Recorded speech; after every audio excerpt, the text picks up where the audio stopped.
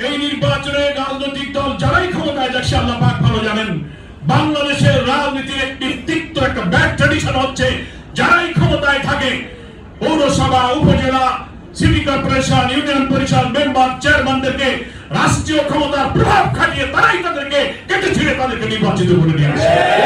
আমরা মনে করি অন্তর্বর্তীকালীন সরকার এখন যারা আছেন তাদেরকে আমরা নিরপেক্ষ সরকার এখনো মনে করি, আমরা মনে করতে চাই।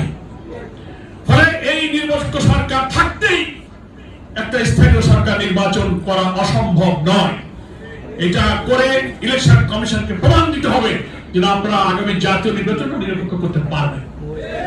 ডিউ টু দ্যাট কজ আমরা বলেছি before parliament election local government election আপনাকে দিতে হবে। আমাদের এই দাবির সঙ্গে বাংলাদেশের অনেক গুরুত্বপূর্ণ জনপ্রিয় রাজনৈতিক দলগুলো ঐক্যমত পোষণ করেছে।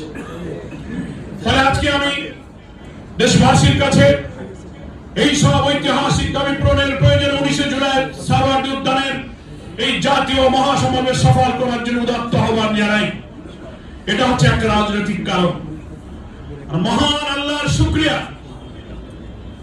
আল্লাহর সাথে বান্দার যে আত্মিক সম্পর্ক, মহান আল্লাহ ইসলামী আন্দোলনের দেশের কর্মী এবং মুসলিম উম্মাহর প্রতি 24 জুলাই গণ অভ্যুত্থানের মধ্য দিয়ে যে দয়া, যে ক্ষমা, যে করুণা নাযিল করেছেন তার কৃতজ্ঞতা প্রকাশের জন্য এই সমাবেশ সফল করতে হবে। কারণ এরা আমাদের রাজনৈতিক অধিকার কেড়ে নিয়েছিল ফ্যাসিস্ট শক্তি। আমাদের খেয়াল আছে 17-18 বছরে 3টি নির্বাচনে ভোট দিতে পারি নাই। আমাদের অফিস তারা বন্ধ করেছে, হাজার হাজার লোকদের কারাগারে বন্দী করেছে, আমাদের প্রিয় নেতৃবৃন্দকে কারাগারের মধ্যে জুডিশিয়াল কিলিং করে বৃদ্ধ বয়সে ফাঁসিতে ঝুলিয়ে হত্যা করা হয়েছে। সবাই একটি নতুন বাংলাদেশ দেখতে চেয়েছিল। আজকে যদি মৌলানা নিজামী, অধ্যাপক গোলাম আজম, আলী হাসান মুজাহিদ, কামিল জামান, মীর কাসেম আলী, কাদের মোল্লারা বেঁচে থাকতো, এই নতুন বাংলাদেশ দেখে তাদের হৃদয়টা প্রশান্ত। সকলের জীবনদান, হাজার হাজার লোক খুন হয়েছে, গুম হয়েছে, রক্তাক্ত ক্ষতচিহ্ন নিয়ে যারা এখন হাজারি করছে, এরা যে স্বপ্নের বাংলাদেশ দেখতে চেয়েছিল, আমাদের শহীদরা সেই দেশ দেখতে চেয়েছিল, দেখতে দেওয়া হয়নি।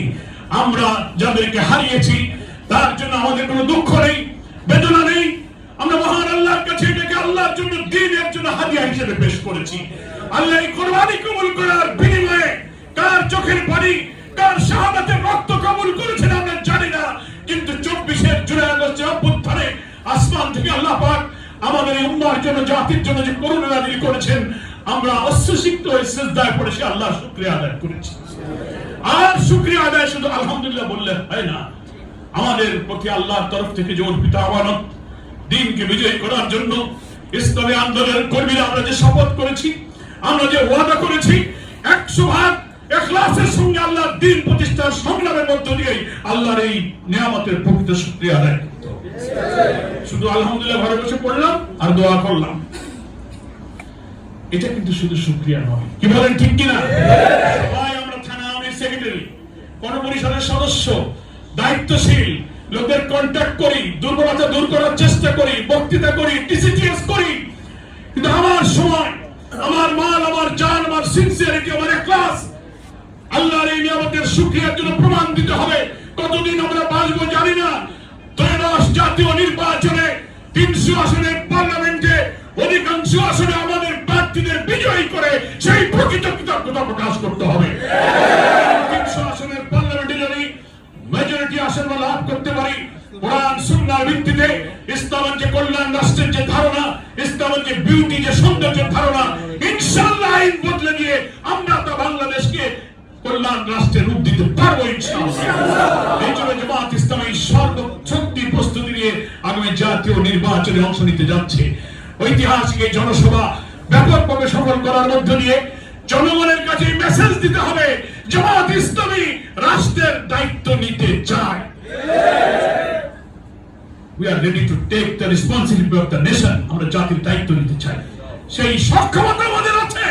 এই সমাবেশকে সেটা প্রমাণ করতে হবে। আমি ঢাকা মহানগরী নিউক্লিয়াসদেরকে বলবো, আপনারা ঝিমিয়ে পড়লে, দুর্বল হয়ে গেলে, অলস হয়ে গেলে, গাফেল হয়ে গেলে, অজুহাত দিলে, যুক্তি দিলে এই সমাবেশ সেইভাবে সফল করতে পারবেন না।